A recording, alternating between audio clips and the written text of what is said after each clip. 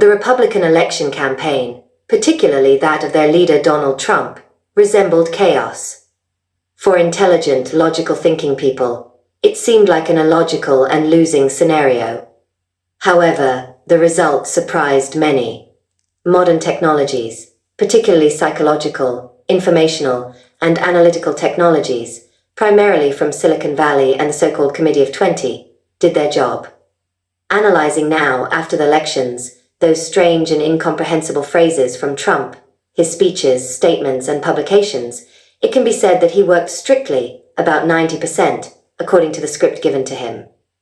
He used emotions, both positive and negative contrasts, and changed his rhetoric to control people's attention in real time. Within a single day, his statements could change by 180 degrees. He sowed fear, joy, uncertainty, and negativity. All of this was used to influence different groups of people. Trump did not shy away from using even old propaganda methods, repeating his messages hundreds and thousands of times at stadiums, during sporting events, and at holiday speeches.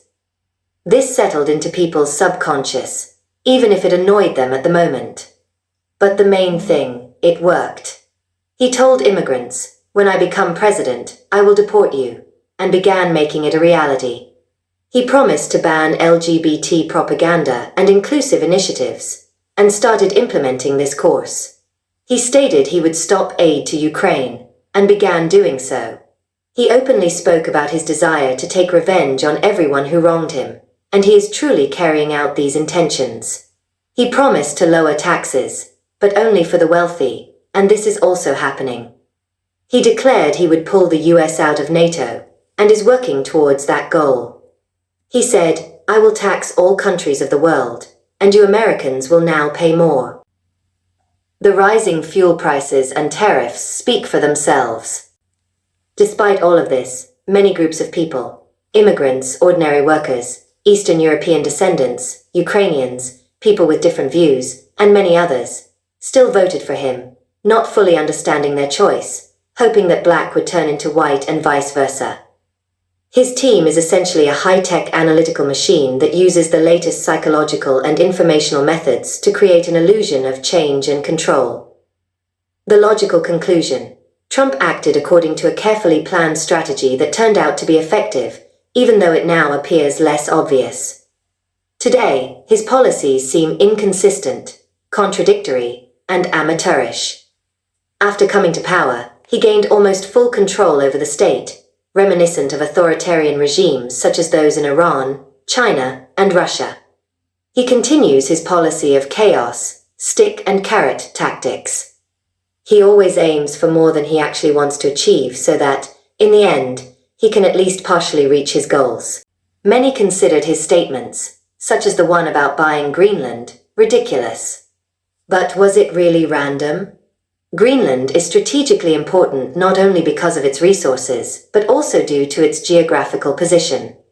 Full US control over this territory would be a key factor in global politics. Will the US fully control Greenland in the near future? The probability is low, but he may significantly increase influence over the region through political and economic pressure. The same applies to the Panama Canal. Panama does not have the resources to resist the United States. Will Canada become the 51st state? It sounds laughable, but Trump's team has repeatedly trolled on this topic. Moreover, one of his secretaries once stated that Canada is already the 51st state of America. This joke especially gained traction before a hockey match between the Canadian and US national teams.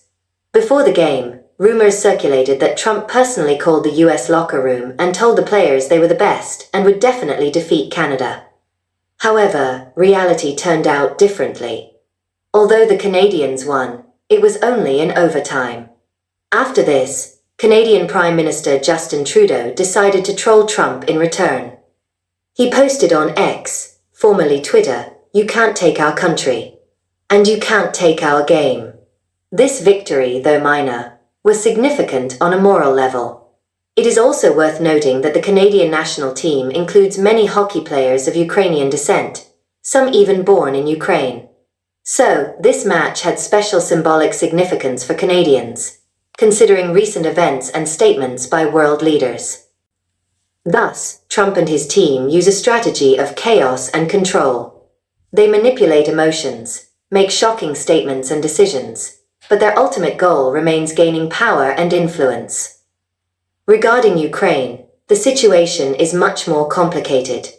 Trump once promised to end the war in 24 hours, something that was unrealistic from the start.